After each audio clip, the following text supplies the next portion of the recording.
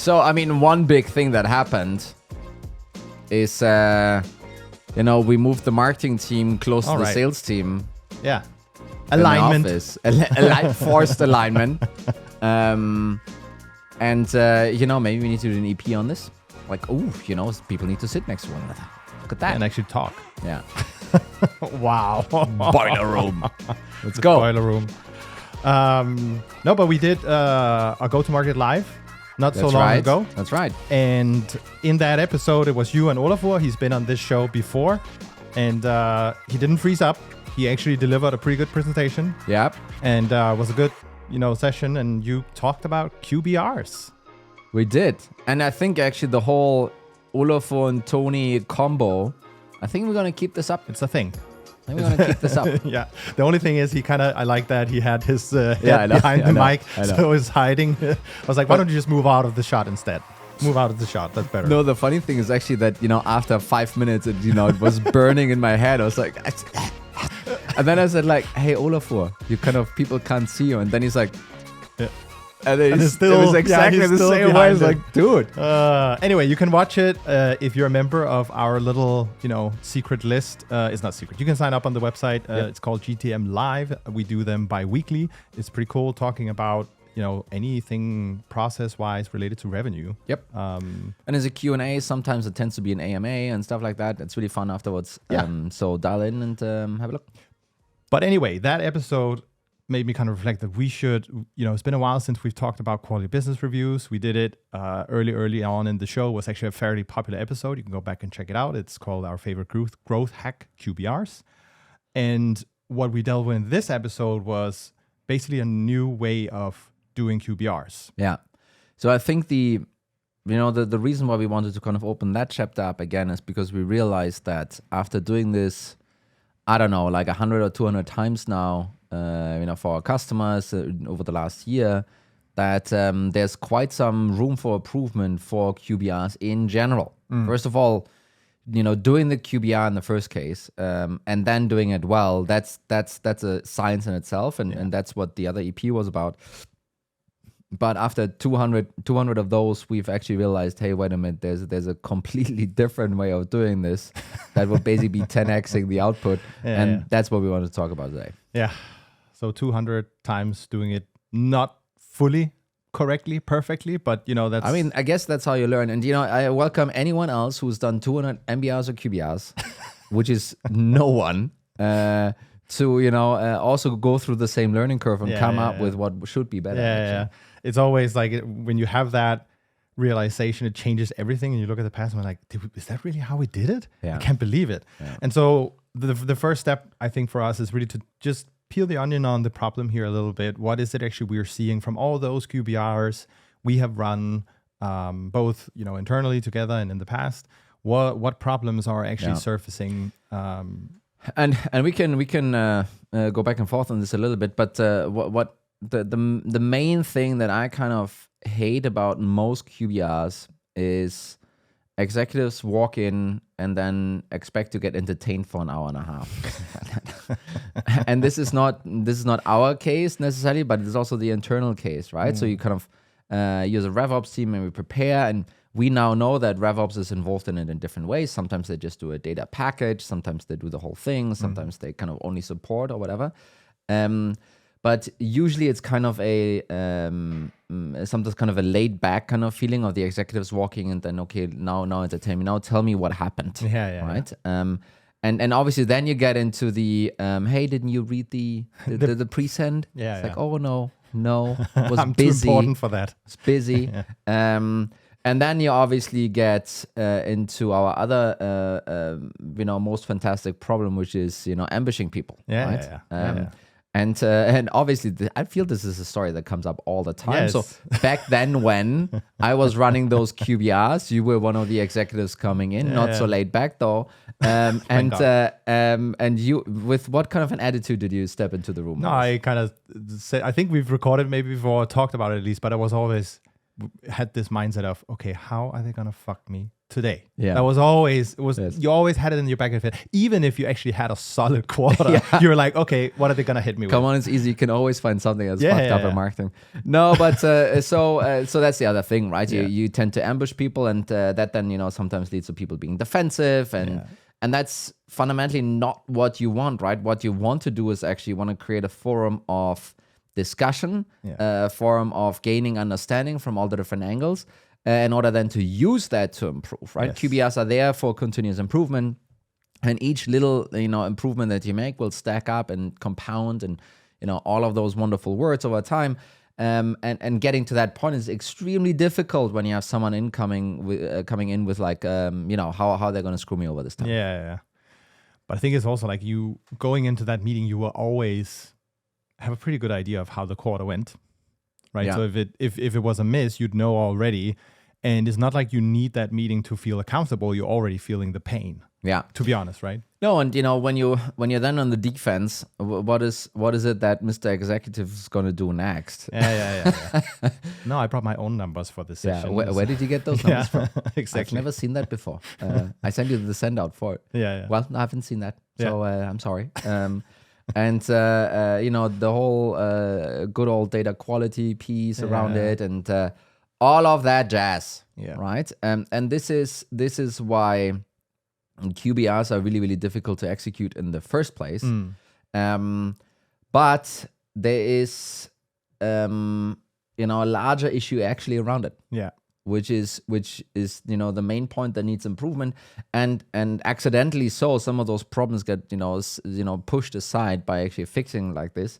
And we've been thinking what other metaphor analogy to use here, like we're back and forth. But we kept landing on if you do the QBR, which is then after the quarter ended, maybe 2 or 3 weeks in. What you're really doing is you're performing an autopsy on the corpse. Yeah. Why did that person die? Yeah.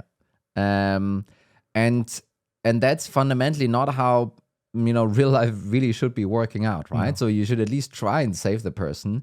But in order to do that, you can't wait 90 days. No. Yeah, it needs to be a little bit more real time. And that's the whole piece around the QBR 2.0. You kind of need to, those insights, this understanding, the root cause analysis, all of the stuff we're going to dive into today, that needs to happen when someone is falling off the chair, needs to be rushed to the ER. That's when it needs to happen. Not, let's... Anyway, no, I'm not going to go further into this.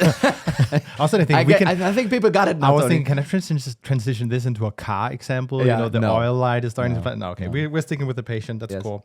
So what we're saying is, it's done. You can't really save the quarter anymore. And you're looking back and see, okay, we missed because here's why. Great. What can we do about it? Nothing, because it's over. It's done. Right. Yes. And that leads to this scenario of, okay, how am I going to get punished in the next QBR? Everyone going on the defense and actually not talking about problems that needs to be solved or any continuous improvements that can be surfaced. No, I mean, you will still talk a little bit about these things, but it's too late, and it's only looking forward. And keep in mind, so this is one of the, I'm maybe preempting something, but we say usually only take one thing forward. Yeah, like one thing, and that might be just very little that you can improve if you kind of focus on this one thing. And there's a good reason why it's one thing and blah, but generally speaking, this is some of the issues that come with it, right? And when you think about what the different operations that need to be executed in order to get to this being real time, right? So let's talk maybe about this here for a second, right? So what would a potential solution actually look like in order to get to that point? Yeah. So, and this is very, very similar to how normal QBRs also should be performed. It just needs to happen now instead of in 90 days from now. Number one is really understand what is happening, what is the issue, is there an issue? So this is the first thing, right? On your dashboard, you want to have like a light go off and say like, hey, this here needs attention. And you can go there several different ways. It can be proactive, great, cool, let's do that. It can also be, let's scan through all the 100 different dashboards that we're having to find where we're starting to be off track. So then you get into the next problem with that is what does off track actually mean, right? Is it and then to be honest, so obviously we from a Growblocks perspective, we say like, well, you need targets and projections and all of that stuff, and that might help you then to gauge, right? Because in commercial, not every line should be horizontal. It should rather go into top right, stick, right? Stick, and therefore you kind of probably need targets around to understand what is good performance, what isn't. But what we used back then was, I think the technical term is chart analysis. Did you look at the graph and like squint your eyes like, shouldn't this go up a little bit steeper, And not just marginally. Where it does work is, where it works really well is actually for conversion rates and these kind of things. They should just be flat ideally, and on, at least not going down. So this is kind of a chart analysis kind of approach where like, hey, here's something wrong. Let's go and, jump on it.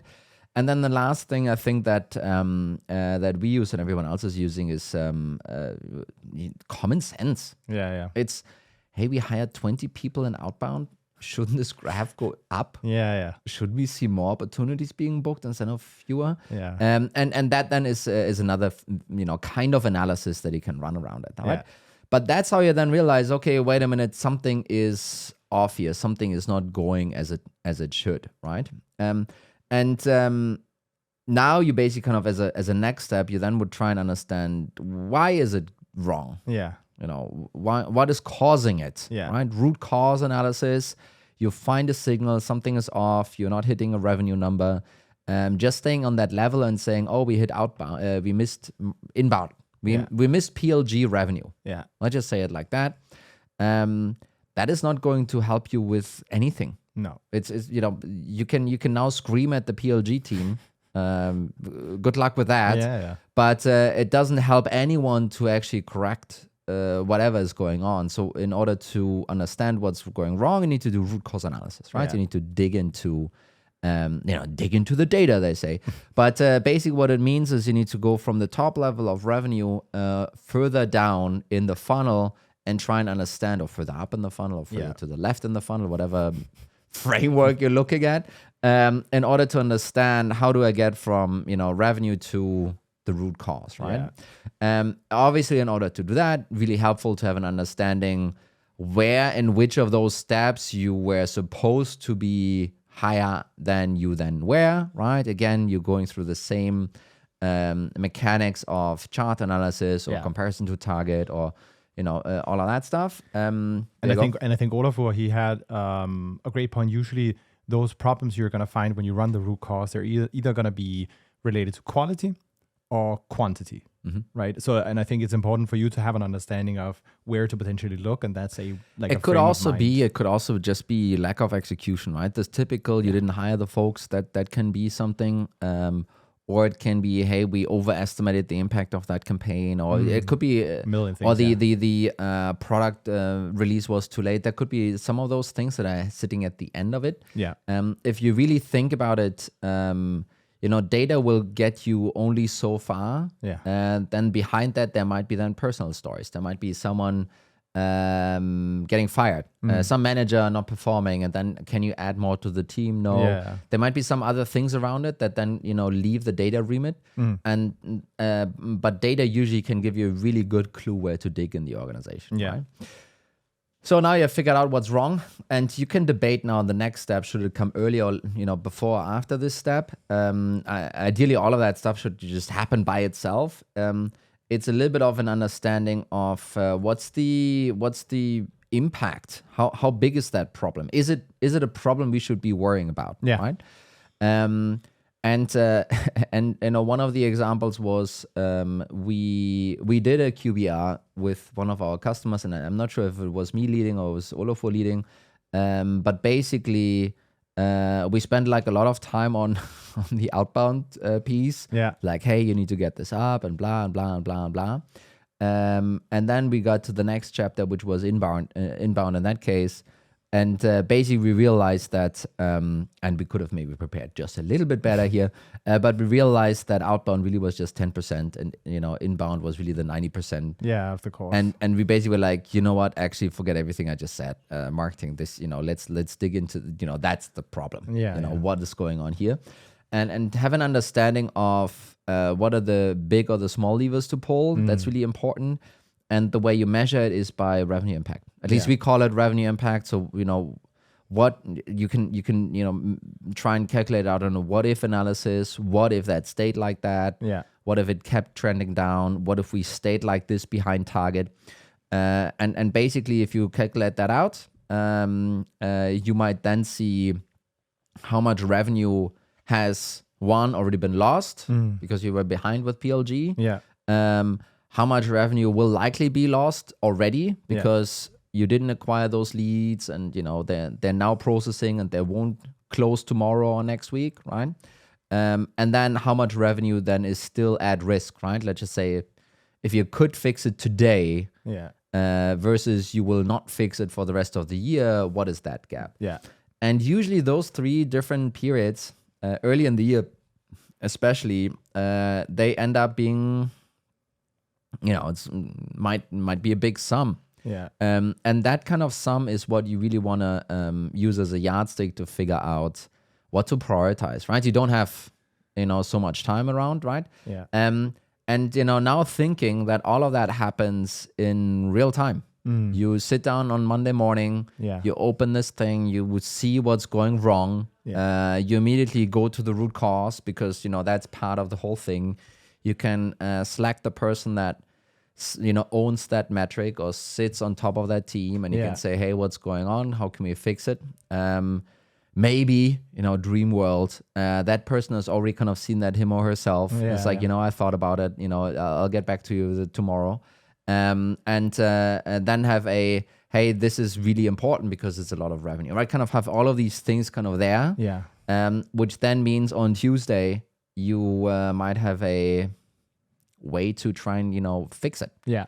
Instead of, again, that's the difference here, not seeing it for another 90 days. Yeah.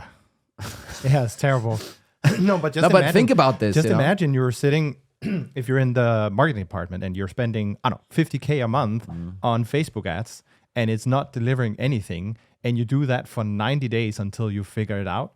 That's not a great scenario. No, I mean, I had things in marketing where the trial form simply just stopped working regularly. Oh, great. And, I had my usual upbeat self when there are no trials or demos are rolling in. Where the fuck are my demos? And see there, it was nothing was a problem. It was just this form was just simply not working. Yeah, great. And seeing that 2 or 3 weeks later, massive difference. And people might laugh, like, obviously I look at this every day. Yeah. It's like, you would be surprised, first of all, how many things are going on in your organization that you're not looking at every day. Yeah, exactly. And number 2, you would be surprised how many organizations there are that don't look at things every day, right? And again, does it mean you need to look at conversion as an ACV every day? No, I don't think so. I think this is still a slow-moving thing, depending on your volume and velocity. Maybe it's a monthly thing only or a quarterly thing. But the volume pieces you should be looking at every day, right? So this is kind of my other pieces. When I was at the peak obsession, peak Tony obsession, we had a team in APAC, we had a team in Europe, and we had a team in the US. And basically, I had 3 different check-ins. Yeah. My morning 9 a.m. check-in, because that was kind of afternoon for APAC. My noon check-in for EMEA to understand where they're trending. And, APAC was done. And then US waking up. And then in the evening, EMEA done, APAC done, US halfway through, kind of gave me kind of a good kind of measure where we are. This was, 3 times a day, by the way. I don't think it was healthy, but that's kind of how you reacted to this. And then obviously you jump in and try and, I don't know, I yelled at you, was like, hey, where are those inbound leads and stuff. Anyway. So I don't know where they are. I can't find them. Yeah, they're lost. Yeah. Yes. But I think there's one cool bit we've talked about in a previous episode as well is, some of the bigger and best companies, they do a weekly check-in, which is also a good frame because you kind of said, well, do you need to look at it daily? But weekly would also kind of work out at the end of the day, right? And I think it's just having that structure around seeing where is something going off that has a revenue impact So I think it's almost a little bit different. I think those folks scan those dashboards daily, by the way. I think they just need to discuss them on a weekly basis just to kind of cut out all the noise. Yeah. And I think that's the right approach. But what I've also learned talking to a lot of those companies is Tony Holbein is not the only obsessive person out there. There are a couple of others as well. And, seeing some of those patterns repeat, actually. So you formed a support group. That's it. Yeah. So now that all of that stuff is happening, in real time, you can react to it in real time. Yeah. You don't have to wait until the end of the quarter to actually have a conversation about it. So that obviously changes the QBRs themselves. Yeah. So what are you then still supposed to do in those QBRs? Yeah, exactly. I think that was kind of a little bit of a thing for us, right? We were like, so hey, wait a minute, how does it change the face of the QBR? Yeah. Should people just not have QBRs anymore? And obviously the answer is no. You should still have your QBRs simply to create this forum and to have the conversation and so forth. But now the whole thing kind of shifts completely, right? So this whole data piece is out the window because you've basically been clearing this up as you went. Yeah. And sometimes those, hey, here's an issue. It might actually be a data issue, by the way, right? So if something pops up throughout the quarter, it might simply be that, actually we measured this wrong. We need to kind of tweak this. So, and as you kind of work through this over the quarter, the data trust will just tick up eventually. Yeah. So you have less of that. You have definitely less of the ambushing because basically folks are coming to the table and tell you potentially what they have changed. Yeah. Issues that they have run into and how they overcome them or how they're still struggling with them. Yeah. And I think because all the negative stuff is already clear to everyone. Kind of the posture is way less defensive. Yeah. You're kind of sucking out the air of the situation if it's clear for everyone that, hey, this is red and we've known this now for a month and everyone had a little bit of conversation about it already. It's not a hostile situation anymore, which then obviously opens up the whole room for a better, much more fruitful conversation around how to move forward, what to fix now. These fixes and how to move forward, I think they're kind of twofold. One is obviously if there was a bigger change, so small changes might be, hey, we're behind on the on inbounds, and then it's like, hey, let's spend some more money or whatever, right? A bigger change would be, okay, we've seen that this team in APAC doesn't work out. We're going to scale this down or not scale it further and take the money and put it into the US, for example. That is now a bigger change that people need to understand because it will have knock-on effects across the funnel. Suddenly CS needs to know, oh, wait a minute, I need to hire differently now. Blah, right? There's a couple of different things that suddenly come to mind that need to be aligned around. And that can now be a meeting for some of that stuff, right? What did change? What are we planning to change? Align around these things. And then I think one bigger piece is actually, so we started calling it rebaselining. Yeah. And I was throwing this around with some of those very, very big companies. And they're like, yeah, no, we actually also call it rebaselining. So what is it? I'm not sure if I came up with this or if I heard it. Let's just say you came up with it. Thought leader. Yeah. No, but the idea is that as you execute the year, things will slightly change. Yeah. And our, the example is always like conversion rate will go one or the other direction. But let's just say it in different terms of over the last 3 months of the year, you have learned something comparative to when you started the year and, logged in this plan, right? There's something that happened there. Some learning happened there. Yeah. Some of that learning might mean that you're going to make more money. Some of the learning might mean that you're going to make less money, right? There might be things that change. And rebaselining in a simple format basically means to incorporate those learnings from today into the future, right? Basically said like, you know what? We thought we're going to have 15% conversion rate. It's not the case. We have 12. We now, how are we going to resolve that issue now? Yeah. Can we just have more opportunities, please? Okay, difficult. Yeah. Does that now mean we will have less revenue? Maybe not. We need to kind of figure this out. Have that conversation because that's really fruitful, right? Just saying, hey, it needs to be 15 and you need to figure out how to get it to 15. I don't think that helps anyone around the table. It's also really useful for things like, dear newly joined CMO that really urgently need to change the MQL definition. Suddenly conversion rate drops. And now you can have the rebaselining conversation. So you know what? The new conversion rate is whatever we've seen now. But no, we're not going to change the revenue target, my friend. You're going to need to create more MQLs now, right? That is also a rebaselining conversation you have. And that's what rebaselining means. And this again is if you will, a change that requires alignment and coordination and syncing between those leaders. Yeah. And I think it makes sense, like whenever you even create a marketing plan or whatever, you work with certain assumptions or historic data that do move over time, whether it's the cost you pay per lead. And it is significant if it, I've experienced that myself, a competitor all of a sudden raising the prices, meaning they could buy leads at a higher cost. So we were being out-competed. And then it's like, well, I can now, if we want to maintain the cost per lead we set in the budget, I'm going to have a gap of 10%. Yeah. That's just reality. And nothing I can do about it other than either bid or don't. I think what people are struggling with is, and Olaf and I are struggling with this even conceptually, is, okay, if you re-baseline, do you then open the door for all kinds of excuses all the time? People say like, I can't do anything about the conversion rate decrease. Yeah. But hey, you can't slap on a higher ACV now that we've achieved that, right? You can't penalize me with having achieved a higher ACV. Yeah. I think there's still something to be figured out and how that needs to be solved. But generally speaking, there's some gamesmanship around it, sure. But generally speaking, you need to ask yourself, does it make sense to include your last 3-month learnings into your future? And if you believe that the answer is no, then you know what?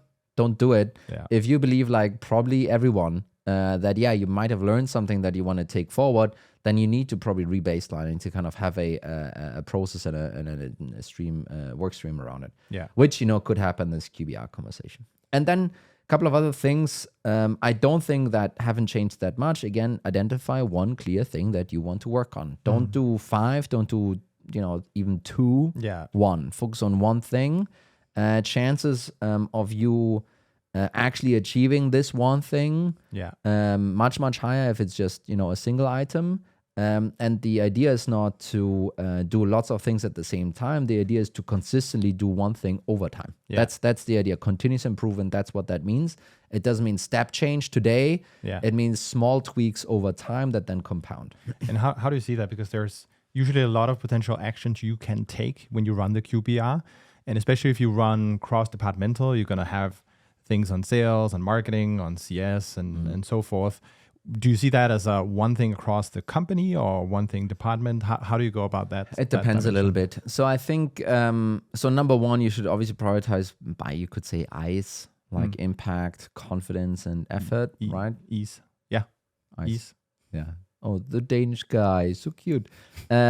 No, but basically kind of the impact here is the revenue impact. Confidence is actually going to happen, and effort is like how much work do we need to put into this. I think this is, one way to stack rank these pieces a little bit. And I think then the other side of this is actually, so who's going to do that? Yeah. And in many cases, it's going to be revenue operations. Yeah. Period. Do you really think the VP of sales is going to go and do some, new slide deck? I mean, no, it's not going to happen. So you obviously there will be a stakeholder. Don't get me wrong, but they usually won't run it. Yeah. So it will land on the RevOps table. And as everyone knows, the RevOps table already is pretty crowded with lots of stacks of paper and I don't know rubric groups to be figured out. These improvement projects they need to be slotted into your sprint cadence or your cycle cadence in RevOps as well, right? So it's not like you have automatically new time because you run a QBR. It's so that's why it should be one thing, and probably it's going to be a RevOps thing, and then there might be tons of learnings that each of the different leaders take away from it for their own departments. Yeah, that doesn't need to be a big process around it, but they will just by accident incorporate those learnings into their day-to-day from now on, right? So that's kind of how I see it. Okay, so basically, how did the course corrections help? Was the first change to the QBR, right? And then it was rebaselining, Yeah. and then identifying one thing is always been there. Yeah. And I think what's really cool is, like you said, it kind of removes a lot of the friction around, the usual connotations around the meeting with getting defensive and all this stuff. So you can actually focus on the course corrections you made. Did they have an impact? What do we need to do next? So it becomes way more productive. No, exactly. And I think that puts a frame around it. I think you have written a longer piece on this, actually. Yeah, that's actually true. So it was a complete knockoff of the live, if I'm being honest. Yeah. No, I mean, we've talked about it so many times, and I found this to be so interesting. So I was like, let's get this down on paper and get it out on the blog. I think it's also nice if you want to refer back to some of this stuff. Maybe it's better in written form. So you can check it out on growblocks.com and check out the blog. And obviously kind of the instrumentation around it, you can do it in spreadsheets and try and pipe it into Looker, and then you can try and take this into, I don't know, PowerPoint or whatever. And then there's obviously something around Growblocks that can help you with that instrumentation around it, right? Yeah. So if you want to check that out, what is it? Get a demo. Yeah. Our trial form is working, but Yes. there's just not a trial, but it's working. Yeah. It's working. That's the most important piece. I fill it out every day, and I'm the only one. Wonderful. Nice. Nice. So let's, I guess it's also about time for us to do a QBR again soon. That's right. All the data we're going to sift through. I'm not gonna send you anything up front. I'm gonna let you walk into the trap. And you're going to stand there with a bat ready to whack me. Yes. Yeah, that's cool. That podcast episode didn't perform up to level. Yeah. Thank you so much, Tony. Thank you, Mikkel. Thank you, everyone else. Bye-bye. Bye.